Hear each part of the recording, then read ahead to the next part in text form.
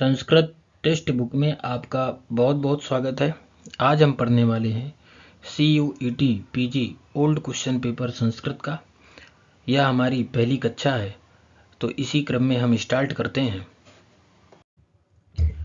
इसी क्रम में पहला क्वेश्चन है, अधोलिखितम अनुच्छेदम पठित्वा प्रदत्तानाम प्रश्नानाम उत्तराणि लिखत। अर्थात अधोलिखित नीचे लिखे हुए अनुच्छेद को पढ़ करके प्रदत्त प्रश्नों के उत्तर देना है आपको। तो यहाँ पर जो सर्वप्रथम प्रश्न पूछा गया है, परमेश्वरेण जगति समुत्पादितेषु सर्वद्रव्येषु किम सर्वश्रेष्ठम द्रव्यम। अर्थात परमेश्वर के द्वारा जगति माने संसार में समुत्पादित द्रव्यों में से किम माने कौन सा सर्वश्रेष्ठ द्रव्य है। माने परमेश्वर के द्वारा इस संसार में समुत्पादित जो द्रव्य हैं उन द्रव्यों में से सर्वश्रेष्ठ द्रव्य कौन है। धनम, विद्या, जलम, वृक्षा, ये चार ऑप्शन आपके पास दिए हुए हैं। आपको बताना है कि इन चार ऑप्शनों में से कौन सा ऑप्शन सही है। धन है सर्वश्रेष्ठ द्रव्य, अथवा विद्या है, अथवा जलम है, अथवा वृक्ष है। तो यहाँ पर देखो, जो अनुच्छेद को हम यहाँ पर पढ़ रहे हैं, तो परमेश्वरेण जगति समुत्पादितेषु सर्वद्रव्येषु विद्या एवं सर्वश्रेष्ठ द्रव्यम। तो यहाँ पर क्या है, परमेश्वर के द्वारा जगति माने इस संसार में समुत्पादितेषु सर्वद्रव्येषु समुत्पादित सभी द्रव्यों में से विद्या ही क्या है, सर्वश्रेष्ठ द्रव्य है। तो यहाँ पर आपका जो है थर्ड ऑप्शन सही हो जाएगा। इसी क्रम में अगला क्वेश्चन है, कः मानवः असभ्यः मूर्खः ग्रामीणः च कथ्यते। अर्थात कः माने कौन मानव ऐसे हैं जिनको हम असभ्य, मूर्ख और ग्रामीण कहते हैं। किस मानव को असभ्य, मूर्ख और ग्रामीण कहा जाता है। कथ्यते माने कहते हैं, माने जो धन से विहीन होता है ऐसे मानव को असभ्य, मूर्ख और ग्रामीण कहते हैं। भवन विहीना, जो मकान से विहीन होता है, अथवा वस्त्र विहीना, जो वस्त्र से विहीन होता है, अथवा फोर्थ ऑप्शन है विद्या द्रव्येण विहीना। अर्थात विद्या रूपी द्रव्य से जो विहीन मानव होता है उस मानव को हम क्या कहते हैं, असभ्य, मूर्ख और ग्रामीण कहते हैं। तो यहाँ पर आपका फोर्थ ऑप्शन सही हो जाएगा। इसके पहले हमने अनुच्छेद को पढ़ा था, तो अनुच्छेद को पढ़ करके उसमें लिखा हुआ है कि जो मनुष्य विद्या द्रव्येण विहीना माने विद्या रूपी द्रव्य से विहीन होता है वह मानव असभ्य होता है, मूर्ख होता है और ग्रामीण होता है। उसको हम असभ्य भी कहते हैं, मूर्ख भी कहते हैं और ग्रामीण भी कहते हैं। इस कारण आपका जो है यहाँ पर फोर्थ ऑप्शन सही होता है। इसी क्रम में अगला क्वेश्चन है, विद्येयु इत्यत्र कः संधि। माने विद्येयु इस पद में कौन सी संधि है आपको बताना है। तो यहाँ पर अगर हम इसकी संधि विच्छेद करते हैं तो विद्या धन एव, इस प्रकार इसका संधि विच्छेद होता है। अब देखो यहाँ पर तो विद्या घटक जो आकार है और ए घटक, एव घटक यहाँ पर ए, तो आ और ए बराबर क्या हो जाता है, आई हो जाता है। तो यहाँ पर क्या हुई है, वृद्धि हुई है, इसलिए यह जो है वृद्धि संधि का उदाहरण है विद्येव। और यहाँ पर वृद्धि संधि हुई है। वृद्धि संधि का नियम भी होता है कि आ धन ए बराबर आई होता है, आ धन ओ बराबर औ होता है। तो यहाँ पर क्या है आपका आ धन ए बराबर आई हो गया है। तो विद्या धन, विद्या घटक जो दीर्घकार है और एव घटक ए, आ प्लस ए बराबर आई बराबर विद्येव, इस प्रकार का रूप यहाँ पर बनता है। तो यहाँ पर सेकंड ऑप्शन आपका सही हो जाएगा। इसी क्रम में अगला क्वेश्चन है, ज्ञानेन बिना यथा पशु धर्माधर्मयोर विचारम कर्तुम न शक्नोति वाक्ये अस्मिन् कर्तृपदम चिनुत। वाक्य में आपको कर्ता पद का चुनाव करना है। अब देखो यहाँ पर जो ज्ञानेन है इसमें क्या है, तृतीया है, और जो तृतीया होती है जिस शब्द में वह कभी कर्ता बनता नहीं है। जहां पर प्रथमा विभक्ति होगी किसी भी शब्द में वही कर्ता होगा, ये आपको नियम याद रखना है। माने प्रथमा विभक्ति का रूप ही क्या होगा, कर्ता होगा। जहां पर करण होगा अथवा संप्रदान होगा, अपादान होगी, वहां पर यह कभी भी कर्ता नहीं हो सकते हैं। आपका जो प्रथमा विभक्ति का जो रूप होता है, जो शब्द होता है, वही हमेशा कर्ता होता है। फिर कर्ता के अनुसार हमेशा क्या आती है, क्रिया आती है। अब देखो यहाँ पर जो ज्ञानेन है, ज्ञानेन में क्या है, तृतीया है। धर्मा धर्मयोर विचारम, यह यहाँ पर क्या है आपका कर्म है। माने धर्म और अधर्म का विचार कर्तुम, कर्तुम माने करने के लिए, न शक्नोति माने समर्थ नहीं है। अब देखो यहाँ पर जो कर्तुम है, कर्तुम क्या है आपका तुमन प्रत्यांत है, करने के लिए। न शक्नोति, अशक्नोति क्या है, प्रथम पुरुष के एक वचन की क्रिया है। और कर्ता पशु जो है यह भी क्या है, कर्ता है। कर्ता माने प्रथमा व्यक्ति के एक वचन का रूप है, और शक्नोति भी क्या है, प्रथमा व्यक्ति के एक वचन की क्रिया है। तो कर्ता के अनुसार ही क्रिया आती है, यह हमेशा क्या होता है, नियम होता है। तो पशु यहाँ पर कर्ता है और पशु के अनुसार क्या आएगी, क्रिया आएगी। शक्नोति माने प्रथम पुरुष के एक वचन की क्रिया आएगी। तो यहाँ पर आपका क्या हो जाएगा, पशु क्या हो जाएगा, कर्ता हो जाएगा। तो कर्ता पद से बोध कौन है, यहाँ पर पशु है। इस कारण आपका थर्ड ऑप्शन यहाँ पर सही होता है। इसी क्रम में अगला क्वेश्चन है, अनुच्छेदानुसारम वाक्यानि क्रमेण व्यवस्थाप्यत। अनुच्छेदानुसार वाक्यों को क्रम से व्यवस्थित करना है। तो यहाँ पर देखो, अनुच्छेदों को पढ़ करके जो यहाँ पर गद्य लिखा हुआ है, इस गद्य को पढ़ करके आपको वाक्यों को क्रम से व्यवस्थित करना है कि सर्वप्रथम कौन सा वाक्य आता है, फिर इसके बाद कौन सा वाक्य है, फिर इसके बाद कौन सा वाक्य है। तो इस गद्य को पूर्ण रूप से पढ़ करके फिर आपको देखना है कि किसके बाद कौन सा वाक्य आता है। तो यहाँ पर जो दिया हुआ है, परमेश्वरेण जगति समुत्पादितेषु सर्वद्रव्येषु विद्यैव सर्वश्रेष्ठम द्रव्यम।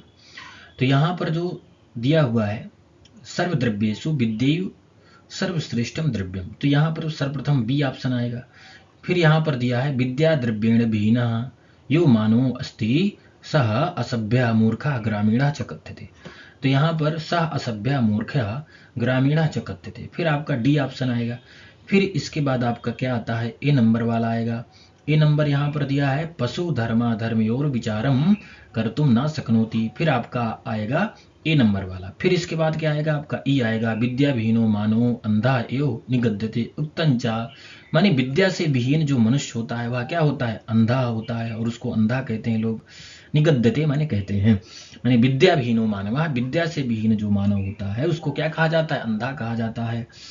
तो यहाँ पर आपका फिर इसके बाद ई आएगा, फिर आएगा सी, अत्र शब्दा होयम ज्योतिर्विद्यैव। तो यहाँ पर इसके बाद सी आएगा। इस कारण आपका जो है कौन सा ऑप्शन सही हो जाएगा, सेकंड वाला ऑप्शन आपका जो है यहाँ पर सही होता है। इसी क्रम में अगला क्वेश्चन है, अधोलिखितम अनुच्छेदम पठित्वा प्रदत्तानाम प्रश्नानाम उत्तराणि लिखत। अधोलिखित अनुच्छेद को पढ़ करके प्रदत्त प्रश्नों के आपको उत्तर लिखना है। तो यहाँ पर जो है जो अनुच्छेद है, मानव जीवनम चतुर्षु विभागेषु विभक्तम विद्यते। मानव जीवन 4 भागों में विभक्त है। अब देखो, चत्वारो विभागाः चत्वारः आश्रमाः उच्यन्ते। जो मानव जीवन है जो 4 भागों में विभक्त है, उसी को हम जो है 4 प्रकार के आश्रम कहते हैं। तो यहाँ पर पूछा है कि आश्रमाः कति भवन्ति, आश्रम कुल कितने प्रकार के होते हैं, पंच षड चत्वारः अथवा सप्त। तो यहाँ पर जो है जो मानव जीवन है उसको 4 भागों में विभक्त किया गया है, और उन्हीं 4 भागों को 4 आश्रम कहते हैं। चत्वारो विभागाः चत्वारः आश्रमाः उच्यन्ते, माने उन्हीं 4 विभागों को 4 प्रकार का आश्रम कहा गया है। तो यहाँ पर आपका थर्ड ऑप्शन जो है सही हो जाएगा। इसी क्रम में अगला क्वेश्चन है, अधोलिखितम अनुच्छेदम पठित्वा प्रदत्तानाम प्रश्नानाम उत्तराणि लिखत। अधोलिखित अनुच्छेद को पढ़ करके प्रदत्त प्रश्नों के उत्तर लिखना है। यहाँ पर प्रश्न पूछा गया है आपसे, कति वर्ष पर्यंतम एकस्मिन् आश्रमे विश्रम्य चत्वारोपि आश्रमाः सेव्याः। अर्थात कितने वर्ष पर्यंत एक आश्रम में विश्राम करके चत्वारोपि आश्रमाः सेव्याः, माने चारों आश्रम सेव्य हैं अथवा पालन करने योग्य हैं। तो यहाँ पर 20 वर्ष पर्यंतम, 16 वर्ष पर्यंतम, 25 वर्ष पर्यंतम अथवा 18 वर्ष पर्यंतम। तो यहाँ पर देखो आपका गद्य में लिखा हुआ है 25 वर्ष पर्यंतम एकस्मिन् आश्रमे विश्रम्य, अर्थात 25 वर्ष एक आश्रम में विश्राम करके चत्वारोपि आश्रमाः सेव्याः, चारों आश्रम जो है पालन करने योग्य हैं अथवा सेव्य हैं। तो यहाँ पर आपका सेकंड ऑप्शन जो है सही हो जाएगा गद्य के अनुसार। इसी क्रम में अगला क्वेश्चन है, अधोलिखितम अनुच्छेदम पठित्वा प्रदत्तानाम प्रश्नानाम उत्तराणि लिखत। माने अधोलिखित अनुच्छेद को पढ़ करके प्रदत्त प्रश्नों के उत्तर देना है। कः आश्रमः सर्वैः अपरिहार्यत्वेन सेव्यः। कौन सा आश्रम सभी के द्वारा अनिवार्य रूप से सेव्य है अथवा पालन करने योग्य है। तो यहाँ पर अगर हम अनुच्छेद को पढ़ते हैं, अनुच्छेद को पढ़ करके इसका अर्थ निकालते हैं, तो यहाँ पर लिखा हुआ है तेषु प्रथमः सर्वैः अपरिहार्यत्वेन सेव्यः, माने 4 आश्रमों में से उनमें जो प्रथम आश्रम है ब्रह्मचर्य, उस आश्रम वह जो आश्रम है सर्वैः माने सभी के द्वारा, अपरिहार्यत्वेन माने आवश्यक रूप से पालन करने योग्य है अथवा सेव्य है। तो यहाँ पर आपका फर्स्ट ऑप्शन जो है सही हो जाएगा। इसी क्रम में अगला क्वेश्चन है, मानव जीवनम चतुर्षु विभागेषु विभक्तम विद्यते वाक्ये अस्मिन् विशेषण पदम चिनुत। मानव जीवन जो है 4 भागों में विभक्त है, इस वाक्य में विशेषण पद का चुनाव करना है। अब देखो नियम क्या होता है, जो विभक्ति क्या होती है, विशेष में होती है, जो वचन विशेष में होता है अथवा जो विभक्ति विशेष में होती है वही विभक्ति किसमें होती है, विशेषण में भी होती है। तो यहाँ पर विभागेषु में क्या है, सप्तमी का बहुवचन है, चतुर्षु में भी क्या है, सप्तमी का बहुवचन है। तो यहाँ पर क्या है, दोनों में क्या है, समान विभक्तियां हैं। तो अगर हम विभाग का विशेषण किसको बनाएंगे, चतुर्षु को बनाएंगे। तो यहाँ पर वाक्य में विशेषण पद क्या है, तो विभाग इस पद का विशेषण क्या है, चतुर्षु। तो यह आपका क्या हो, विभाग क्या हो गया, विशेष हो गया, और चतुर्षु क्या हो गया, विशेषण हो गया। ये आपको स्मरण में रखना है यहाँ पर। तो क्या हो गया, यहाँ पर आपका चतुर्षु सेकंड ऑप्शन जो है सही हो जाएगा। अब यहाँ पर जो है अधोलिखितम अनुच्छेदम पठित्वा प्रदत्तानां प्रश्नानाम उत्तराणि लिखत। अनुच्छेद अनुसारम वाक्यानि क्रमेण व्यवस्थापित। अनुच्छेद के अनुसार वाक्यों को क्रम से व्यवस्थित करना है। तेषु प्रथमा सर्वैः अपरिहार्यत्वेन सेव्यः। अब देखो यहाँ पर कहते हैं ब्रह्मचर्य आश्रम अनंतरम गृहस्थ आश्रमस्य च उपक्रमः विवाह संस्कारेण संजायते। यथा सा एव शारीरिकी मानसीं च शक्तिं विकासयति। चत्वारो विभागाः चत्वारः आश्रमाः उच्यन्ते। ब्रह्मचारिणो गुरुकुल आश्रमे निवसन्तः च आचार्य सकाशात् विविधा विद्या शिल्पकलाः विज्ञानानि च शिक्ष्यन्ते स्म। अब यहाँ पर अनुच्छेद को पढ़ करके आपको लगाना है कि किसका किसके बाद कौन सा क्रम है। तो यहाँ पर मानव जीवनम चतुर्षु विभागेषु विभक्तम विद्यते, यह पहली पंक्ति है। अब देखो फिर यहाँ पर दूसरी पंक्ति आती है, चत्वारो विभागाः चत्वारः आश्रमाः उच्यन्ते, माने चत्वारो विभागाः चत्वारः आश्रमाः उच्यन्ते। तो यहाँ पर हो सकता है डी वाला ऑप्शन आपका सही हो। और इसमें जो मानव जीवनम चतुर्षु विभागेषु विभक्तम विद्यते, इसमें तो कहीं है नहीं, माने तेषु प्रथमा सर्वैः अपरिहार्यत्वेन सेव्यः, इसमें भी नहीं है। तो यहाँ पर डी ऑप्शन सही है। अब देखो इसमें डी पहले में किसी में दिया हुआ है, तो डी पहले में किसी में नहीं दिया हुआ है। फिर इसके बाद आपका क्या आएगा, ए आएगा।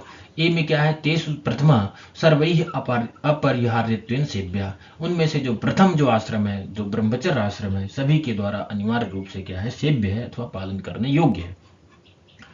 फिर इसके बाद आपका सी ऑप्शन आएगा, माने यथा सा एव शारीरिकी मानसीं च शक्तिं विकासयति। फिर आपका आएगा बी ऑप्शन, माने ब्रह्मचर्य आश्रमानंतरम गृहस्थ आश्रमस्य च उपक्रमः विवाह संस्कारेण जायते।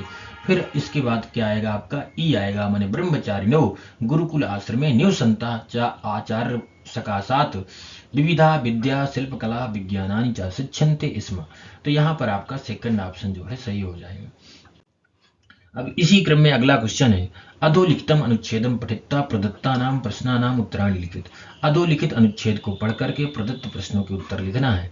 यहाँ पर सज्जनानां संगति जनेषु गुण उत्कर्ष प्रकर्षाय सर्वश्रेष्ठम वस्तु भवति। अब देखो यहाँ पर प्रश्न जो पूछा गया है, केशाम संपर्केण जनः सज्जना भवति, माने किन के संपर्क से जो लोग होते हैं सज्जन होते हैं।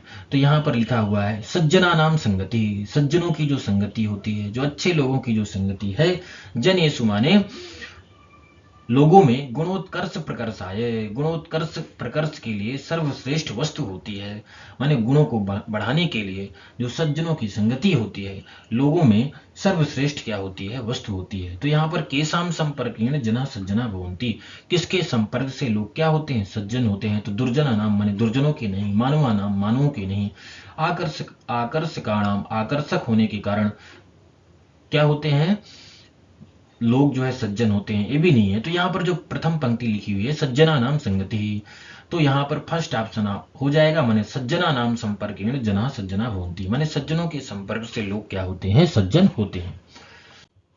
अब इसी क्रम में अगला क्वेश्चन है, स्पर्श मणि संसर्गात किम स्वर्णताम याति। स्पर्श मणि के संसर्ग से किम माने क्या स्वर्णता को प्राप्त होता है। अब देखो यहाँ पर लिखा हुआ है, यथा स्पर्शमणि संसर्गात लोहम अपि स्वर्णताम याति तथैव गुणी जन संसर्गात गुण रहिता अपि जनः गुणवान जायते। जिस प्रकार क्या होता है कि स्पर्शमणि के संसर्ग से लोह भी क्या हो जाता है, सोने को प्राप्त होता है, उसी प्रकार जिस प्रकार गुणी जनों के संसर्ग से जो गुण रहित मनुष्य होते हैं वो गुणवान हो जाते हैं। तो उसी प्रकार जिस प्रकार गुणी जनों के संसर्ग से गुण रहित मनुष्य क्या होते हैं, गुणीवान हो जाते हैं, उसी प्रकार स्पर्श मणि के संसर्ग से जो लोहा होता है वह भी क्या होता है, सोना हो जाता है, सोने को प्राप्त हो जाता है, सोने के समान हो जाता है।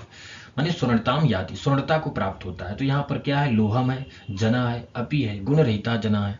तो यहाँ पर आपका थर्ड ऑप्शन जो है सही हो जाएगा। इसी क्रम में अगला क्वेश्चन है, अनुच्छेदे लोहम इत्यस्य कृते कः पर्याय शब्दः प्रयुक्तः। अनुच्छेद में लोहम इस शब्द के लिए का माने कौन पर्याय शब्द प्रयुक्त हुआ है। संसर्ग प्रकर्षः अयः स्पर्शमणि। तो यहाँ पर देखो जो श्लोक लिखा हुआ है, श्लोक में कहा गया है यादृशो यस्य संसर्गो भवेत् तद गुण दोष भाग अयस्कांत मणेर योगाद्योप्याकर्षको भवेत्। तो यहाँ पर अयस्कांत मणे, अयस, अयस शब्द का प्रयोग किया गया है, जो लोह शब्द का क्या है, पर्यायवाची शब्द है। तो यहाँ पर आपका सेकंड ऑप्शन सही हो जाएगा। इसी क्रम में अगला क्वेश्चन है, अधोलिखितम अनुच्छेदम पठित्वा प्रदत्तानाम प्रश्नानाम उत्तराणि लिखित। अधोलिखित अनुच्छेद को पढ़ करके प्रदत्त प्रश्नों के उत्तर देना है आपको। यहाँ पर जो प्रश्न पूछा गया है, अयस्कांत मणेः योगाद्योप्याकर्षकः इत्यस्य संधि विच्छेदः अस्ति। इस वाक्य में संधि विच्छेद क्या है। तो यहाँ पर चार ऑप्शन दिए हुए हैं, अयस्कांत मणेः योगात् अयः अपि आकर्षकः, अयस्क अंत मणि योगादियो अपि आकर्षकः, अयस्कांत मणि योग आदयः आकर्षकः, अयः कांत मणि योग आदयः अपि आकर्षकः। तो देखो यहाँ पर जो अयः का तात्पर्य इसके पहले आपने पढ़ा है कि इसका तात्पर्य क्या होता है, लोहा होता है।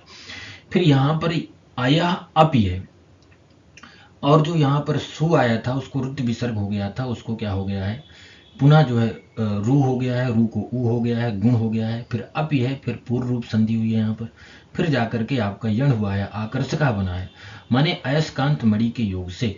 तो आपका जो अगर सही देखा जाए तो इसमें अयस्कांत मणे योगात अया अपि आकर्षका, तो फर्स्ट आपका ऑप्शन यहाँ पर सही होगा, और बाकी सब क्या है यहाँ पर गलत है, थर्ड भी, सेकंड भी, फोर्थ भी। तो फर्स्ट ऑप्शन यहाँ पर आपका संधि विच्छेद सही है, और बाकी जो तीन ऑप्शन दिए हुए हैं पूर्ण रूप से गलत है।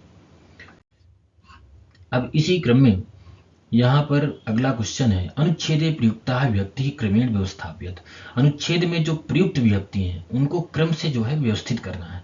आपको अनुच्छेद के अनुसार, जैसे इसमें पूछा गया है कि अनुच्छेद में जो प्रयुक्त विभक्ति है, जैसे सज्जना नाम में षष्ठी है, फिर संगति में क्या है, प्रथमा है, फिर जनेषु में क्या है, सप्तमी है, फिर गुणोत्कर्ष प्रकर्षाय में क्या है, चतुर्थी है, सर्वश्रेष्ठम वस्तु भवति, सर्वश्रेष्ठ क्या है, वस्तु है। तो ऐसे आपको करना है, ना कि जैसे पहला अनुच्छेद है, इसको पहला जो वाक्य है इसको पढ़ करके फिर दूसरे वाक्य में जाना है। आपको जो क्रम से विभक्ति दी हुई है इनको देख करके आपको लगाना है। जैसे सज्जना नाम में षष्ठी है, संगति में क्या है, प्रथमा है, जनेषु में क्या है, सप्तमी है, फिर चतुर्थी है। तो ऐसे देख करके आपको समझना है। तो यहाँ पर जैसे सज्जना नाम क्या है, यहाँ पर षष्ठी है, तो किसी में षष्ठी दी हुई है, जैसे सी ऑप्शन हमारा षष्ठी दिया हुआ है। तो यहाँ पर देखते हैं सी ऑप्शन किसमें है, तो दूसरे में भी है और चौथे में भी सी ऑप्शन है। फिर प्रथमा है कहीं, तो इसके बाद हम देखते हैं प्रथमा क्या है, फर्स्ट ऑप्शन है, तो सी माने सी के बाद क्या है, ए। फिर तीसरा दिया है, जनेषु तीसरे में है कहीं, तीसरा क्या है आपका ई में क्या है, सप्तमी है देखो, तो यहाँ पर जनेषु में क्या है, सप्तमी है। तो इसका मतलब आपका जो है फोर्थ ऑप्शन सही हो जाएगा। पहले सी आ जाएगा, फिर ए है, फिर ई है, फिर बी है, फिर डी है। ऐसे आपको देखना है। तो इसी क्रम में अब हम आगे बढ़ते हैं। यहाँ पर आपका फोर्थ ऑप्शन जो है सही होता है। इसी क्रम में अगला क्वेश्चन है, मृच्छकटिकम कीदृशम रूपकम अस्ति। मृच्छकटिक किस प्रकार का रूपक है। क्योंकि रूपक के 10 भेद होते हैं और उन 10 भेदों में से किस प्रकार की विधा है आपको बताना है। नाटक है क्या मृच्छकटिकम, एकांकी है क्या मृच्छकटिकम, प्रासन है, अथवा प्रकरणम माने प्रकरण है। तो यहाँ पर आपका थर्ड ऑप्शन सही होगा, क्योंकि यह एक प्रकरण ग्रंथ है और इस ग्रंथ में 10 अंक हैं। ये भी आपको स्मरण में रखना है। और मृच्छकटिकम किसकी रचना है, शूद्रक की। ये भी आपको स्मरण में रखना है। अब देखो रूपक के 10 भेद होते हैं। एक हो गया आपका नाटक, प्रकरण हो गया, भाण हो गया, प्रासन हो गया, डिम हो गया, व्यायोग हो गया, समोकार हो गया, बीथी हो गया, अंक हो गया, इहा मृग। तो यहाँ पर कुल मिलाकर के रूपक के 10 भेद होते हैं और उन 10 भेदों में से जो आपका मृच्छकटिकम है यह क्या है, प्रकरण ग्रंथ है। और प्रकरण इसमें कुल मिलाकर के 10 अंक प्राप्त होते हैं। किसमें, मृच्छकटिकम में। अगर हम मृच्छकटिकम ग्रंथ की बात करते हैं तो इसके मंगलाचरण में भगवान शिव की स्तुति की गई है और उस मंगलाचरण में श्रद्धरा छंद है। इसके लेखक कौन है, शूद्रक है। इस ग्रंथ के नायक कौन है, चारुदत्त। और चारुदत्त की पत्नी कौन थी, धूता। ये भी परीक्षा में बार बार पूछा जाता है। अगर प्रतिनायक की बात करते हैं तो सकार है। विदूषक इसमें कौन है? मैत्रेय है। विधा कौन सी है? प्रकरण है। कुल मिलाकर के इसमें 10 अंक प्राप्त होते हैं।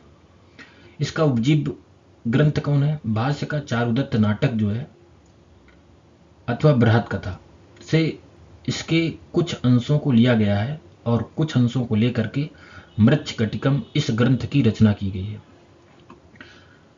फिर अगर बात करते हैं इसमें अंकों की, तो कुल मिलाकर के 10 अंक हैं और उनके नाम भी हैं। जैसे प्रथम अंक का नाम क्या है? अलंकार विन्यास। द्वितीय अंक का नाम क्या है? द्यूतकर संवाह। तृतीय अंक का नाम है संधिच्छेद। चतुर्थ अंक का नाम है मदनिका सार्वलिक संवाद है। और जो पंचम अंक है उसका नाम है दुर्दिन। षष्ठ अंक का नाम है प्रवहण विपर्य। सप्तम जो अंक है उसका नाम है आर्यक अपहरण। अष्टम जो अंक है उसका नाम है बसंत सेना मर्दन। और नवम अंक है व्यवहार। दसम अंक है संहार। तो विशेष रूप से आपको इसको भी देख लेना है, क्योंकि परीक्षाओं में विशेष करके कभी कभार पूछा जाता है कि बताइए प्रथम अंक का नाम क्या है, या फिर इनकी संज्ञाओं को दे दिया जाएगा और आपसे पूछा जाएगा क्रम से इसको लगाइए। तो फिर आपको क्रम से भी लगाना पड़ेगा, क्योंकि अगर आपको स्मरण रहेगा तभी जाकर के आप क्रम से इसको संयोजित कर सकते हैं अथवा लगा सकते हैं। अब इसी क्रम में अगला क्वेश्चन पूछा है, कालिदासेन विरचितम नाटकम अस्ति। कालिदास के द्वारा विरचित नाटक है, कौन है? मृच्छकटिकम है, चारुदत्तम है, प्रतिमा नाटकम है, अथवा विक्रमोर्वशीयम है। तो यहाँ पर आपका थर्ड ऑप्शन हो जाएगा, क्योंकि कालिदास के द्वारा विरचित नाटक जो है विक्रमोर्वशीयम है। यहाँ पर अगर हम कालिदास की रचनाओं के बारे में बात करते हैं तो कालिदास की रचनाओं में से अभिज्ञान शाकुंतलम, विक्रमोर्वशीयम, कुमार संभव, रघुवंश, मेघदूतम और ऋतु संहारम, कुल मिलाकर के कालिदास की बहुत सारी रचनाएं हैं, लेकिन विशिष्ट रचनाओं में से यही रचनाएं पाई जाती हैं। तो इन रचनाओं को आपको स्मरण करके रखना है। अब इसी क्रम में हम आगे बढ़ते हैं। इसी क्रम में अगला क्वेश्चन है, यम नचिकेतयोः संवादः कस्याम उपनिषदि अस्ति। माने यम और नचिकेता का संवाद किस उपनिषद में है आपको बताना है। श्वेताश्वेतरोपनिषद में है, कठोपनिषद में है, ईशावास्योपनिषद में है, अथवा मुंडकोपनिषद में है। तो यहाँ पर जो है थर्ड ऑप्शन आपका सही हो जाएगा, क्योंकि यम और नचिकेता का जो संवाद है वह कठोपनिषद में प्राप्त होता है।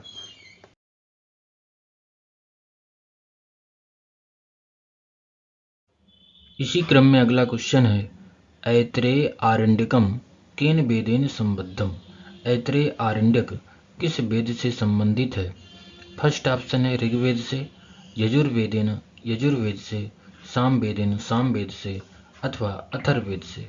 तो यहाँ पर आपका फर्स्ट ऑप्शन सही हो जाएगा, क्योंकि जो ऐत्रेय आरण्यक है यह ऋग्वेद से संबंधित है। अब देखो यहाँ पर हम देख लेते हैं कि ऋग्वेद से संबंधित कौन कौन से आरण्यक हैं तथा यजुर्वेद से संबंधित कौन कौन से आरण्यक हैं, सामवेद से संबंधित कौन कौन से आरण्यक हैं, अथवा अथर्ववेद से संबंधित कौन कौन से आरण्यक हैं। तो अगर हम ऋग्वेद की बात करते हैं तो ऋग्वेद से संबंधित जो आरण्यक हैं ऐत्रेय आरण्यक तथा सांख्यायन, जिसको हम कौशितकी आरण्यक भी कहते हैं। और यहाँ पर यजुर्वेद की बात करते हैं, यजुर्वेद को दो भागों में बांट दिया गया है, शुक्ल यजुर्वेद और कृष्ण यजुर्वेद। तो शुक्ल यजुर्वेद से संबंधित जो आरण्यक है जिसको हम बृहदारण्यक कहते हैं, तथा कृष्ण यजुर्वेद से संबंधित जो आरण्यक है उसको हम तैत्तिरीय आरण्यक बोलते हैं। इसी प्रकार अगर हम सामवेद की बात करते हैं अथवा अथर्ववेद की बात करते हैं तो इनके कोई भी आरण्यक ग्रंथ हमको उपलब्ध नहीं होते हैं। इसी क्रम में अगला क्वेश्चन है, तद्दोषौ शब्दार्थौ सगुणौ अनलंकृते पुनः क्वापीति कस्य उक्तिः।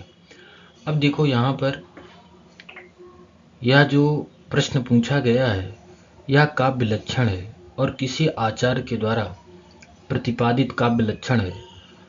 तो आपको बताना है कि यह जो काव्य लक्षण दिया गया है किस आचार्य का है। वामनस्य माने वामन जी का है, क्षेमेंद्रस्य क्षेमेंद्र का है, मम्मटस्य मम्मट का है, कुंतकस्य माने कुंतक का है। तो यहाँ पर आपका सेकंड ऑप्शन सही हो जाएगा, क्योंकि यह जो लक्षण है काव्य लक्षण यह मम्मट जी का है और मम्मट ने अपने ग्रंथ काव्य प्रकाश में तद्दोषौ शब्दार्थौ सगुणौ अनलंकृतिः पुनः क्वापि इस प्रकार का जो है काव्य लक्षण का प्रतिपादन किया है। अब देखो यहाँ पर बहुत सारे आचार्यों ने ग्रंथ लिखे और उन ग्रंथों में काव्यों के लक्षणों का प्रतिपादन भी किया है। जैसे हम काव्य प्रकाश की बात करते हैं, यह जो ग्रंथ है आचार्य मम्मट का है और इस ग्रंथ में इन्होंने काव्य के लक्षण के बारे में बताया है। तद्दोषौ शब्दार्थो सगुणौ अलंकृति पुनः काव्य, प्रथम उल्लास में यह लक्षण दिया हुआ है। अगर हम बात करते हैं साहित्य दर्पण की, तो साहित्य दर्पण यह ग्रंथ किसका है? आचार्य विश्वनाथ जी का है और इन्होंने इस ग्रंथ में वाक्यम रसात्मकम काव्यम, इस प्रकार काव्य के लक्षण का प्रतिपादन किया है। फिर रस गंगाधर है, जो कि पंडित राज जगन्नाथ जी का है और इसमें इन्होंने रमणीयार्थ प्रतिपादका शब्दा काव्यम, इस प्रकार काव्य के लक्षण का प्रतिपादन किया। फिर इसी क्रम में काव्यालंकार जो कि भामा जी का है, इन्होंने शब्दार्थो सनितो काव्यम, इस प्रकार काव्य का लक्षण बताया। और वक्रोक्ति जीवितम जो कि कुंतक जी का है, इन्होंने वक्रोक्ति काव्य जीवितम, इस प्रकार के लक्षण का प्रतिपादन किया। फिर वामन जी का आता है, जो इनका ग्रंथ है काव्यालंकार सूत्र और इनका लक्षण है रीति आत्मा काव्यस्य। फिर इसी क्रम में ध्वन्यालोक आता है, तो इन्होंने काव्य का लक्षण दिया है काव्यस्य आत्मा ध्वनि। फिर इसी क्रम में अगर हम दंडी की बात करते हैं, तो इन्होंने जो है काव्य का लक्षण बताया है शारीरम शरीरम तावत इष्टार्थ विवच्छिन्ना पदावली। तो यहाँ पर आपके कुछ आचार्यों के नाम दिए हुए हैं टॉपिक में और उन्हीं से संबंधित काव्य लक्षणों को पूछ सकता है अथवा उनसे संबंधित ग्रंथों के बारे में भी पूछ सकता है। और यहाँ पर जो औचित्य विचार चर्चा क्षेमेंद्र जी का जो ग्रंथ है, इसमें इसके पहले पूछा गया है क्वेश्चन कि औचित्यम रससिद्धस्य स्थिरम काव्यस्य जीवितम, तो यह प्रश्न पूछा गया था। तो जो काव्य आचार्य दिए हुए हैं आपके टॉपिक में या आपके सिलेबस में, उन्हीं से संबंधित काव्य लक्षण यहाँ पर पूछ सकता है। तो उन ग्रंथों को और उनसे संबंधित काव्य लक्षणों को आपको विशेष रूप से देख लेना है। इसी क्रम में अगला क्वेश्चन है, विभावानुभाव व्यभिचारी भावानाम संयोगात कस्य निष्पत्ति भवति, अर्थात विभाव अनुभाव और व्यभिचारी भाव के संयोग से कस्य माने किसकी निष्पत्ति होती है। तो यहाँ पर फर्स्ट ऑप्शन है रसस्य माने रस की निष्पत्ति होती है, काव्यस्य माने काव्य की निष्पत्ति होती है, आनंदस्य माने आनंद की निष्पत्ति होती है, अलंकारस्य माने अलंकार की निष्पत्ति होती है। तो देखो यहाँ पर विभाव अनुभाव व्यभिचारी भाव के संयोग से रसस्य माने रस की निष्पत्ति होती है। इस कारण आपका फर्स्ट ऑप्शन यहाँ पर क्या हो जाएगा? सही हो जाएगा, क्योंकि विभाव अनुभाव और व्यभिचारी भाव के संयोग से रस की निष्पत्ति होती है। अब यहाँ पर आचार्य भरत द्वारा नाट्य शास्त्र में प्रतिपादित जो रस सूत्र है उसके बारे में बताया गया है। विभाव अनुभाव व्यभिचारी संयोगात रस निष्पत्ति, अर्थात विभाव अनुभाव और व्यभिचारी भाव के संयोग से रस की निष्पत्ति होती है। अब यहाँ पर इसके पहले यहाँ से क्वेश्चन पूछा गया है, रस सिद्धांत संबंधी 4 मत हैं। तो इसके पहले पूछा गया था कि उत्पत्तिवाद किसका मत है अथवा अनुमितिवाद किसका है, भुक्तिवाद किसका है, अभिव्यक्तिवाद किसका है। तो यह जो है रस सिद्धांत संबंधी 4 मत हैं और इनको विशिष्ट रूप से आपको तैयार कर लेना है। जैसे कि उत्पत्तिवाद है, यह जो है भट्ट लोलट का है। अनुमितिवाद की बात करते हैं तो शंकुक का है और भुक्तिवाद की बात करते हैं तो यह भट्ट नायक का है और अभिव्यक्तिवाद की बात करते हैं तो यह जो है अभिनव गुप्त का है। इसी क्रम में अब हम आगे बढ़ते हैं। अगला क्वेश्चन है, ध्वनि प्रस्थानम अनेन आचार्येण स्थापितम। ध्वनि प्रस्थानम किस आचार्य के द्वारा स्थापित किया गया है अथवा बताया गया है। फर्स्ट ऑप्शन है मम्मटेन मम्मट के द्वारा, थर्ड ऑप्शन है भरतेन माने भरत के द्वारा, दंडिना दंडी के द्वारा, आनंद वर्धनेन आनंद वर्धन के द्वारा। तो यहाँ पर आपका फोर्थ ऑप्शन सही हो जाएगा, क्योंकि ध्वनि प्रस्थानम आनंद वर्धन के द्वारा स्थापित किया गया है। अब यहाँ पर हम ध्वन्यालोक के बारे में बात करते हैं। ध्वन्यालोक 4 उद्योतों में विभक्त है। इसके रचयिता आनंद वर्धन जी हैं। इसमें 3 भाग हैं, कारिका वृत्ति और उदाहरण। माने कारिका दी हुई है, फिर उनकी वृत्ति दी हुई है, फिर जाकर के उदाहरण दे करके समझाया गया है। अगर हम लोचन टीका की बात करते हैं, क्योंकि ध्वन्यालोक जो ग्रंथ है, इस ग्रंथ पर लोचन टीका लिखने वाले लेखक हैं अभिनव गुप्त। आनंद वर्धन की कुल रचनाएं कुल कितनी हैं? तो आनंद वर्धन की कुल 5 रचनाएं हैं। ध्वन्यालोक हो गया, तत्वालोक हो गया, अर्जुन चरित हो गया, देवी शतकम और विषम बाण लीला। तो यहाँ पर मेन रूप से अगर आपको देखना है, इसमें नीचे लिखा हुआ है ध्वन्यालोक लोचन के टीकाकार कौन है? तो यहाँ पर इसके टीकाकार हैं अभिनव गुप्त। इसी क्रम में अगला क्वेश्चन है वागर्था संप्रक्तौ वागर्थ प्रतिपत्ते इत्यस्मिन् पद्यांशे कः अलंकारः। यह जो संपूर्ण पद्यांश है, इस पद्यांश में कौन सा अलंकार है आपको बताना है। वागर्थाव्यु संप्रक्तौ वागर्थ प्रतिपत्ते जगतः पितरौ वंदे पार्वती परमेश्वरौ। यह मंगलाचरण है रघुवंश का, और इस गद्यांश में आपसे पूछा है कि इस गद्यांश में कौन सा अलंकार है। उत्प्रेक्षा, रूपकम, उपमा, अर्थांतर न्यासः। तो यहाँ पर इस गद्यांश में उपमा अलंकार है, क्योंकि जहाँ पर इव शब्द दिया हो वह उपमा का वाचक होता है, इस कारण यहाँ पर उपमा अलंकार है। तो यहाँ पर जो है सेकंड ऑप्शन आपका सही हो जाएगा। अब देखो रघुवंश के प्रथम सर्ग के कुछ अंशों को हम यहाँ पर देखते हैं। यहाँ पर जो मंगलाचरण दिया हुआ है वागर्थायुषम प्रक्तौ वागर्थ प्रतिपत्ते जगतः पितरौ वंदे पार्वती परमेश्वरौ। यह जो मंगलाचरण है नमस्कारात्मक है, और यहाँ पर इव शब्द है, इव शब्द होने के कारण उपमा अलंकार है। अगर इसमें छंद की बात करते हैं तो अनुष्टुप छंद है। इसके देवता कौन है? शिव पार्वती। और इसके लेखक कौन है? महाकवि कालिदास जी। यह विधा कौन सा है? कौन सा काव्य है? महाकाव्य है। और इसमें कुल मिलाकर के 19 सर्ग हमको प्राप्त होते हैं, और प्रथम सर्ग में 95 श्लोक हैं। इसका उपजीव्य काव्य कौन सा है? रामायण है। इसके नायक भी पूछ सकता है कि इसमें नायक कौन है? दिलीप है। नायिका कौन है? सुदक्षिणा है। श्रृंगार कौन सा? इसमें श्रृंगार, इसमें रस कौन सा है? तो इसमें श्रृंगार रस है, और इसका स्थायी भाव क्या होता है? रति होता है। रीति की अगर बात करें कि इस ग्रंथ में कौन सी रीति है, तो इसमें इस ग्रंथ में वैदर्भी रीति प्राप्त होती है, और गुण जो है प्रसाद प्राप्त होता है। इसी क्रम में अगला क्वेश्चन है तभजा जगौगः इत्यनेन किम छंदः परामृश्यते। यह किस छंद का लक्षण है? वसंत तिलका का, मालिनी का, वंशस्थ का, अथवा मंदाक्रांता का। तो यहाँ पर उक्ता वसंत तिलका तबजा जगौगा, यह वसंत तिलका छंद का लक्षण है, इस कारण आपका फर्स्ट ऑप्शन जो है सही हो जाएगा। अगर हम बसंत तिलका छंद की बात करते हैं, यह 14 वर्णों का छंद है। इसमें तगण, भगण, जगण, जगण और 2 गुरु होते हैं क्रम से, और इसका लक्षण है उक्ता वसंत तिलका तबजा जगौगा। इसी क्रम में अगला क्वेश्चन है मातृवत परदारेषु परद्रव्येषु लोष्ठवत आत्मवत सर्वभूतेषु यह पश्यति स पंडिता।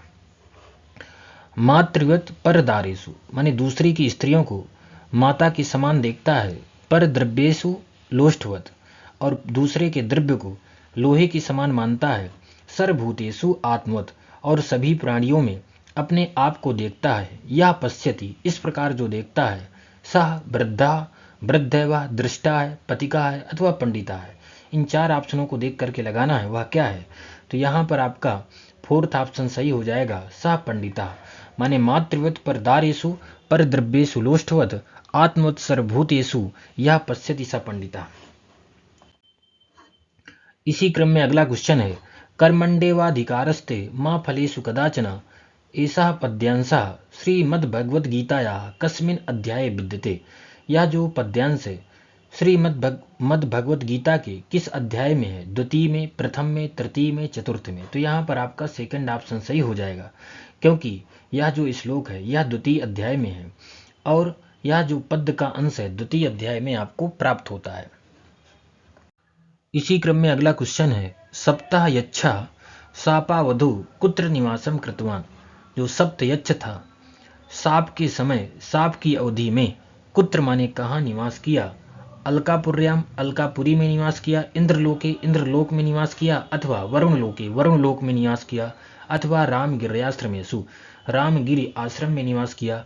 तो यहाँ पर आपका सेकंड ऑप्शन सही हो जाएगा, क्योंकि जो सप्त यच्छ था साप के समय रामगिरी पर्वत में निवास किया था।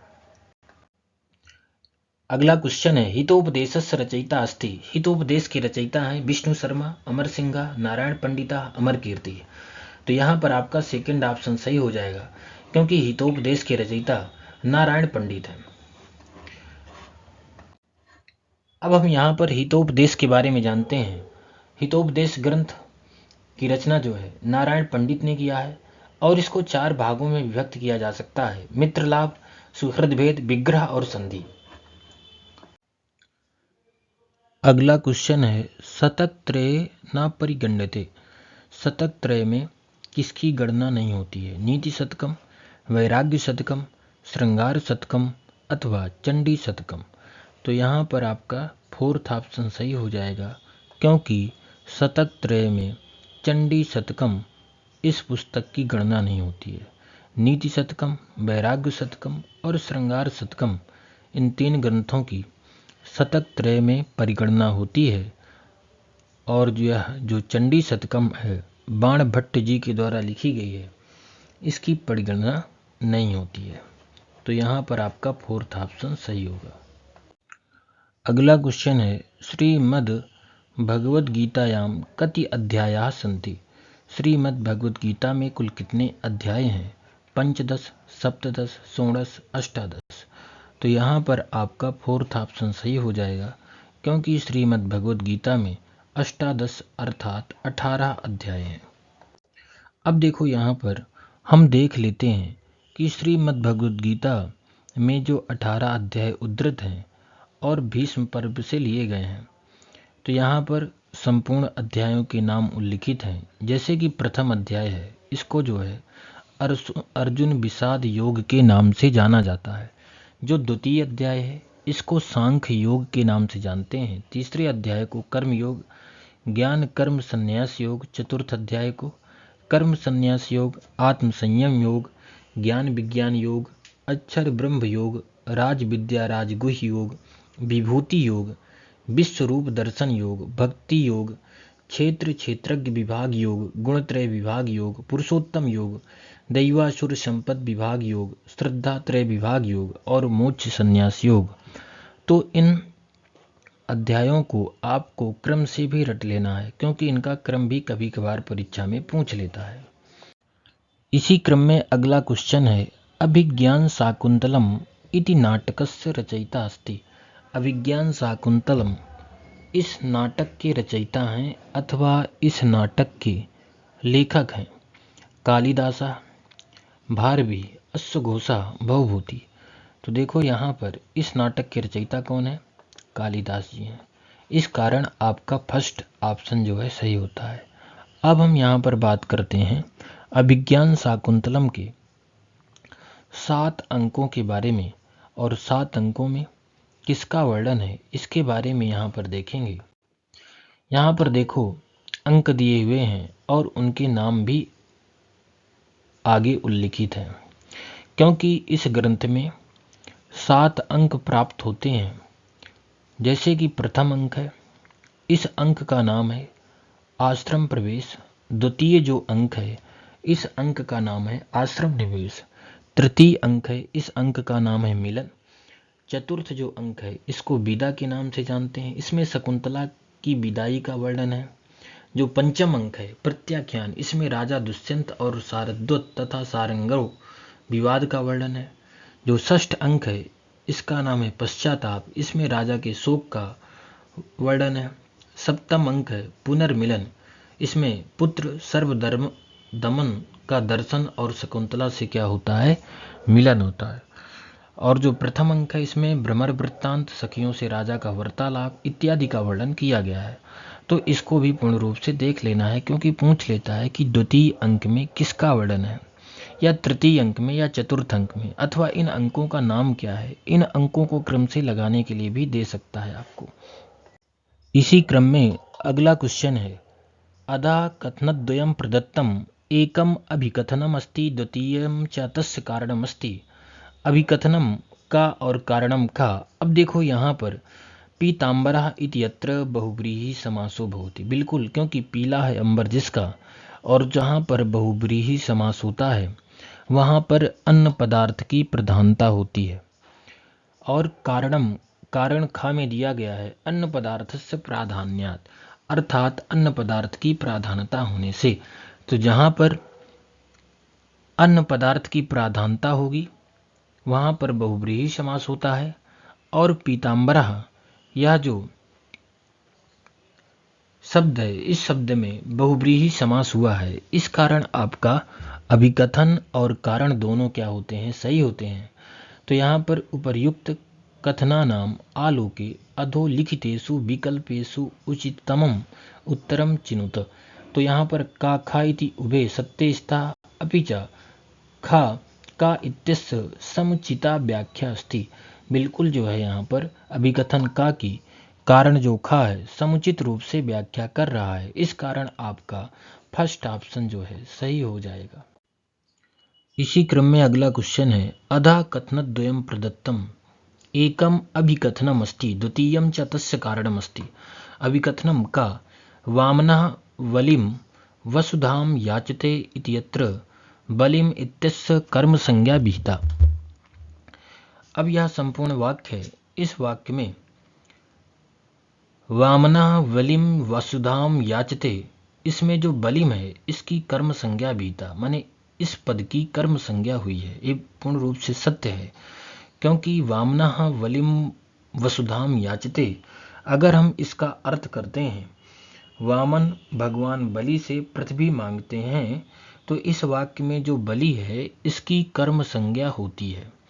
फिर आपका कारणम ख यह कह रहा है कि करण कारकस्य अविवक्षितत्वात्, करण कारक की अविवक्षा होने से।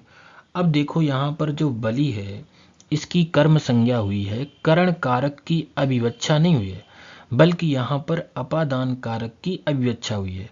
अपादान कारक की अविवक्षा होकर के और यहाँ पर कर्म संज्ञा बलि की हो जाने के कारण कर्मणि द्वितीया इस सूत्र के द्वारा क्या हो गई है, द्वितीया व्यक्ति हो गई है। और यहाँ पर जो बलि है इसकी कर्म संज्ञा किस सूत्र के द्वारा होती है, अकथितंच, इस सूत्र के माध्यम से इसकी कर्म संज्ञा होती है। और कर्म संज्ञा का फल क्या होता है, कर्मणि द्वितीया इस सूत्र के द्वारा यहाँ पर द्वितीया व्यक्ति होना, बल्कि होना क्या चाहिए, यहाँ पर पंचमी होना चाहिए, क्योंकि अलग हो रही है। पृथ्वी जो है पृथ्वी को मांग रहे हैं, कौन, वामन भगवान बलि से पृथ्वी को मांग रहे हैं, तो बलि में क्या है, पंचमी व्यक्ति होना चाहिए, लेकिन पंचमी की अव्यच्छा करके यहाँ पर अकथितंचा सूत्र के द्वारा कर्म संज्ञा हुई है। और कर्म संज्ञा होने के बाद कर्मणि द्वितीया इस सूत्र के द्वारा द्वितीया व्यक्ति हो गई है।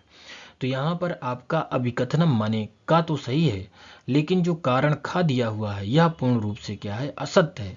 अगर यहाँ पर लिखा रहता कि अपादान कारकस्य अविवक्षितत्वात्, अपादान कारक की अविवक्षा होने से, तब आपके संपूर्ण कथन और कारण दोनों सही होते।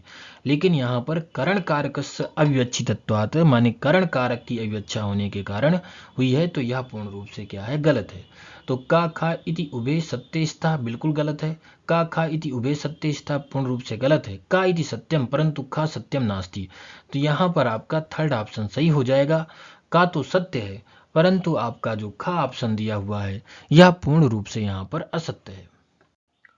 इसी क्रम में अगला क्वेश्चन है अथा कथनद्वयं प्रदत्तम एकम अभिकथनम अस्ति द्वितीयं च तस्य कारणम अस्ति।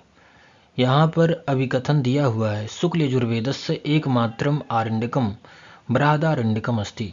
शुक्ल यजुर्वेद का एकमात्र आरण्यक बृहदारण्यक है, पूर्ण रूप से सत्य है। कारण खा में दिया हुआ है आरण्यकानि वानप्रस्थीनाम कृते लिखितानि। आरण्यक जो है वानप्रस्थ में जो जीवन व्यतीत करते हैं अथवा वानप्रस्थ आश्रम में रह करके जो जीवन व्यतीत करते हैं उनके लिए आरण्यक लिखे गए हैं। तो यहाँ पर देखो दोनों वाक्य पूर्ण रूप से सत्य हैं, लेकिन अभिकथन का की व्याख्या कारण खा पूर्ण रूप से नहीं करता है। उसमें शुक्ल यजुर्वेदस्य एकमात्र आरण्यकम बृहदारण्यकम अस्ति, वह पूर्ण रूप से वाक्य तो सत्य है, लेकिन उस वाक्य की व्याख्या यहाँ पर कारण के माध्यम से नहीं हो रही है। यहाँ पर आरण्यकों के बारे में बताया गया है कि वानप्रस्थ में रहने वाले जो लोग हैं उनके लिए आरण्यक लिखे गए हैं। तो यह वाक्य तो सत्य है, लेकिन शुक्ल यजुर्वेदस्य एकमात्र आरण्यकम बृहदारण्यकम अस्ति इस वाक्य की व्याख्या पूर्ण रूप से नहीं करता। तो यहाँ पर आपका सेकंड ऑप्शन सही हो जाएगा। का खा इति उभे सत्ते स्तः परंतु खा का इत्यस्य समुचिता व्याख्या नास्ति। अर्थात जो है का की खा समुचित व्याख्या जो है नहीं करता है। तो यहाँ पर आपका सेकंड ऑप्शन जो है सही होता है। यहाँ पर हम बृहदारण्यक का सामान्य परिचय देखते हैं। यह शुक्ल यजुर्वेदी आरण्यक है। यह शतपथ ब्राह्मण के अंतिम 14वें कांड के अंत में दिया गया है। यह भी पूर्ण रूप से सत्य है। और कुछ लोग जो है इसको आरण्यक नहीं मानते, इसको उपनिषद ही मानते हैं। तो यहाँ पर शुक्ल यजुर्वेद का एक ही आरण्यक है जिसको हम बृहदारण्यक कहते हैं। और अगर हम बात करते हैं कृष्ण यजुर्वेद की, कृष्ण यजुर्वेद के आरण्यकों के बारे में, तो इसके दो आरण्यक हमको प्राप्त होते हैं। एक तैत्तिरीय आरण्यक और दूसरा जो है मैत्रायणी आरण्यक। तो दो आरण्यक हमको जो है कृष्ण यजुर्वेद के प्राप्त होते हैं।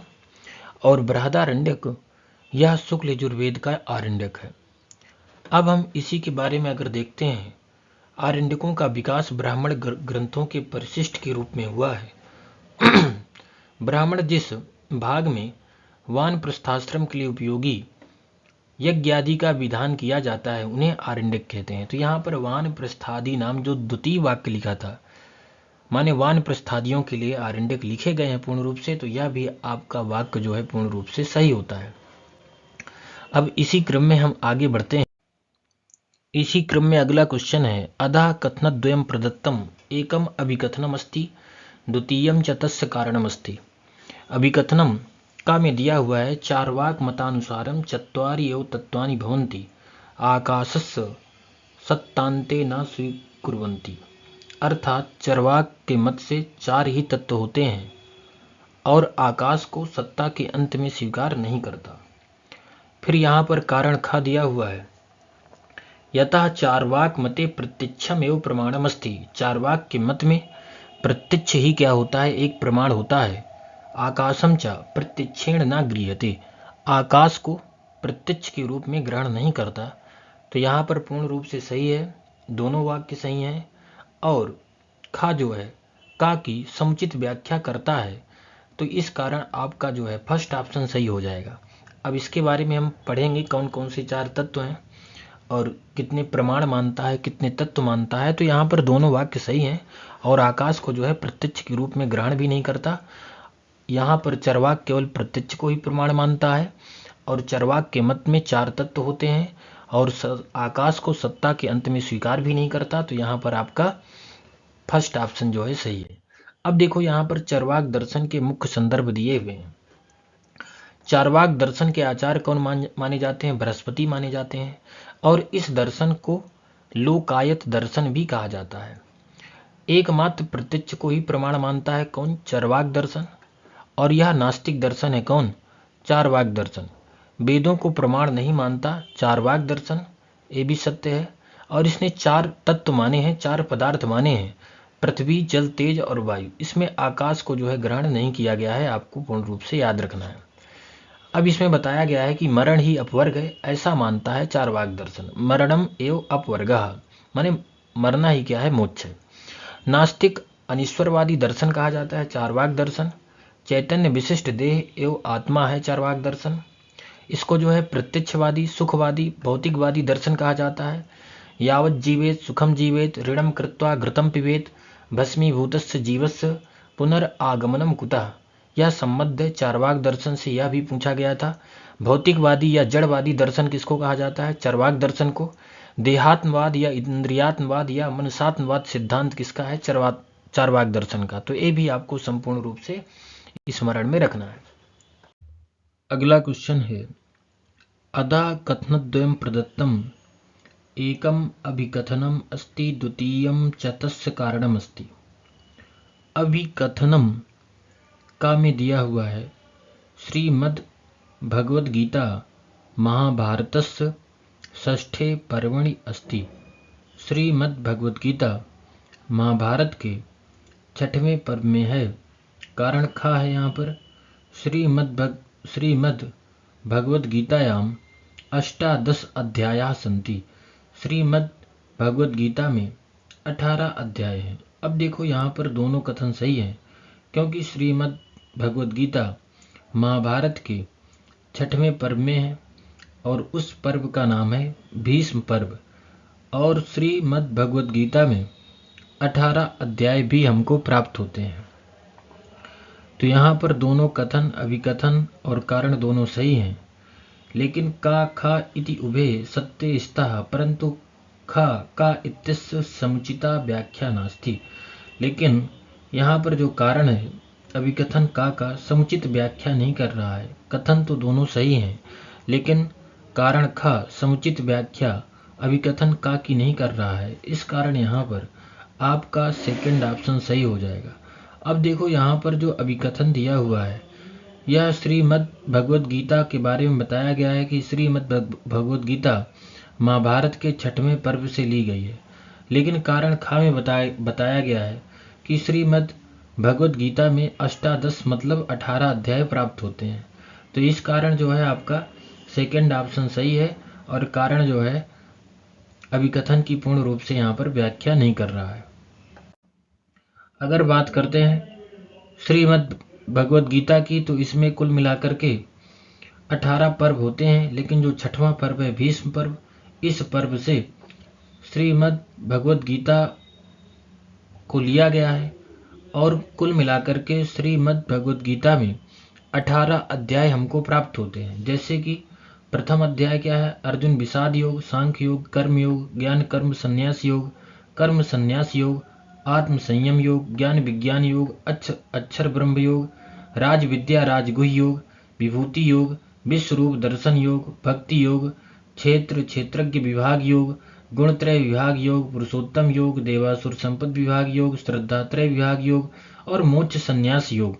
कुल मिलाकर के 18 अध्याय हमको प्राप्त होते हैं, और इनका क्रम भी पूछा जाता है। और कभी कभी ऐसे भी होता है कि पूछ लेता है कि बताइए 10वें अध्याय का नाम क्या है। तो इस प्रकार आपको संपूर्ण अध्यायों का नाम जो है स्मरण करके रखना है। इसी क्रम में अगला क्वेश्चन है, अधः कथनद्वयं प्रदत्तम एकम अभिकथनमस्ति द्वितीयम च तस्य कारणमस्ति। तो यहाँ पर अभिकथन दिया हुआ है, मेघदूते यच्छा एक वर्षाय सप्ताह। मेघदूते अर्थात मेघदूत में, यच्छा यच्छ एक वर्षाय एक वर्ष के लिए, सप्ताह माने स्थापित हुआ था। अर्थात मेघदूत में यच्छ जो है एक वर्ष के लिए स्थापित हुआ था। कारण खा है, यतो ही तेन स्वकर्तव्य प्रमादा कृता। यतो ही बल्कि तेन माने उसके द्वारा, स्वकर्तव्य अपने कर्तव्य में ही प्रमाद किया गया था, इसलिए वह यच्छ एक वर्ष के लिए स्थापित हुआ था। माने अपने कर्तव्य का पालन उसके द्वारा नहीं किया गया था, और कर्तव्य में उसने क्या किया था, प्रमाद किया था, आलस्य किया था, जिसके कारण एक वर्ष के लिए उसको जो है शाप प्रदान हुआ। तो यहाँ पर अभिकथन और कारण दोनों सही है, और जो अभिकथन का है उसकी व्याख्या कारण जो है ठीक प्रकार से यहाँ पर कर रहा है। अर्थात खा का इत्यस्य समुचिता व्याख्या अस्ति। खा जो है का की जो है यहाँ पर समुचित व्याख्या कर रहा है। तो यहाँ पर आपके दोनों ऑप्शन जो है सही हो जाएंगे।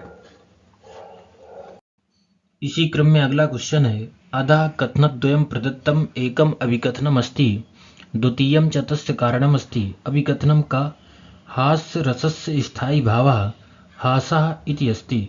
हास्य रस का स्थायी भाव हास होता है। पूर्ण रूप से यह सत्य है, क्योंकि जो हास्य रस है उसका स्थायी भाव हास होता है।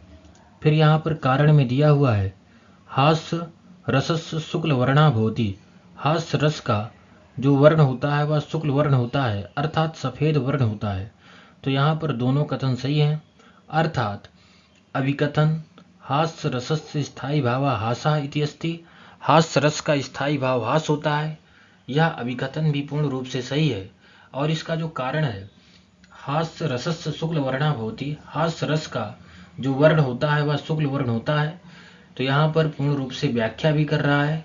का खा दोनों सत्य भी हैं, और खा अभिकथन का की समुचित व्याख्या भी प्रदान कर रहा है। इस कारण यहाँ पर आपका फर्स्ट ऑप्शन जो है सही हो जाएगा।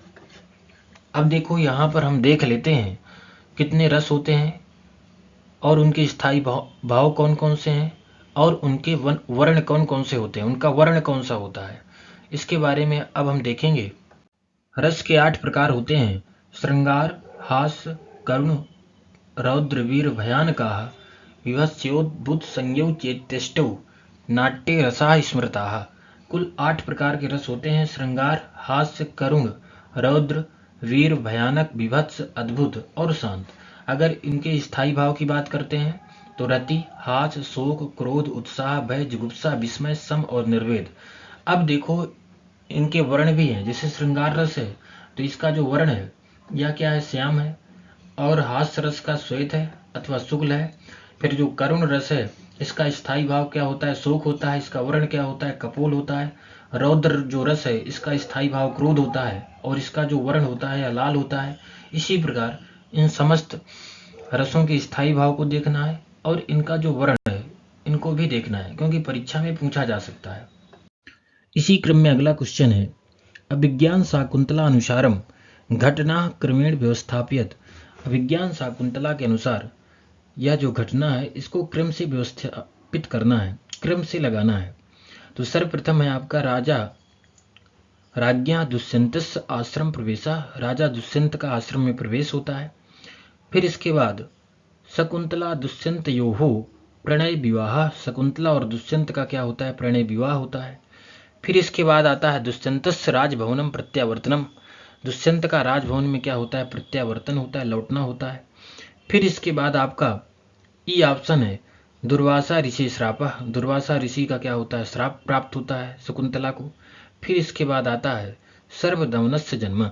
सर्वदमन का क्या होता है, शकुंतला के गर्भ से जन्म होता है। तो यहाँ पर आपका ए ऑप्शन सही हो जाएगा, सी, ए, डी, ई और बी। इसी क्रम में अगला क्वेश्चन है, वर्ण संख्या अनुसारम छंदसाम क्रमम व्यवस्थापित। वर्ण संख्या के अनुसार छंदों का क्रम जो है व्यवस्थित करिए। तो यहाँ पर आपको छंद दिए गए हैं, मालिनी, इंद्रवज्रा, अनुष्टुप, मंदाक्रांता और वंशस्थ छंद। वर्ण संख्या के अनुसार इन छंदों का क्रम आपको व्यवस्थित करना है। जैसे सर्वप्रथम हम बात करते हैं अनुष्टुप छंद की। अनुष्टुप छंद के प्रत्येक चरण में 8 वर्ण होते हैं। तो यहाँ पर आपका सी ऑप्शन सही हो जाएगा। फिर हम बात करते हैं मंदाक्रांता की। तो इसके प्रत्येक चरण में 17 वर्ण होते हैं और वंशस्थ के प्रत्येक चरण में 12 वर्ण होते हैं। इंद्रवज्रा के प्रत्येक चरण में 11 होते हैं और मालिनी के प्रत्येक चरण में 15 वर्ण होते हैं। तो पहले आपका सी हो जाएगा, फिर आपका आता है बी हो जाएगा, फिर आपका ई वंशस्थ छंद हो जाएगा, फिर इसके बाद आपका मालिनी छंद हो जाएगा, फिर लास्ट में क्या आएगा, डी आपका मंदाक्रांता छंद। तो यहाँ पर आपका फर्स्ट ऑप्शन जो है सही हो जाएगा। अब देखो कुछ छंदों की हम बात करते हैं। जैसे इंद्रवज्रा छंद है, इसके प्रत्येक चरण में 11 वर्ण होते हैं। अगर इसका लक्षण करते हैं, स्यात् इंद्रवज्रा यदि तौ जगौ गः, यह इसका लक्षण है। अगर हम अनुष्टुप छंद की बात करते हैं तो श्लोके षष्ठम गुरुर्गेयम सर्वत्र लघु पंचमम द्विचतुः पादयोर ह्रस्वम सप्तम दीर्घ मन्योः। यह जो है अनुष्टुप छंद का लक्षण है और इसके प्रत्येक चरण में 8 वर्ण होते हैं, आपको स्मरण में रखना है। अगर बात करें मालिनी छंद की, तो मालिनी छंद 15 वर्णों का छंद है और इसका लक्षण है नन मय ययुतेयम मालिनी भोगी लोकैः। वंशस्थ छंद की बात करते हैं, जतौ तु वंशस्थ मुदीरितम जरौ। इसके प्रत्येक चरण में 12 वर्ण होते हैं। इसी प्रकार मंदाक्रांता छंद की बात करते हैं तो इसके प्रत्येक चरण में 17 वर्ण प्राप्त होते हैं। इसका लक्षण है मंदाक्रांताम बुधि रस नगैर्मो भनौ तौ ग युग्मकम। इस प्रकार अब हम आगे बढ़ते हैं।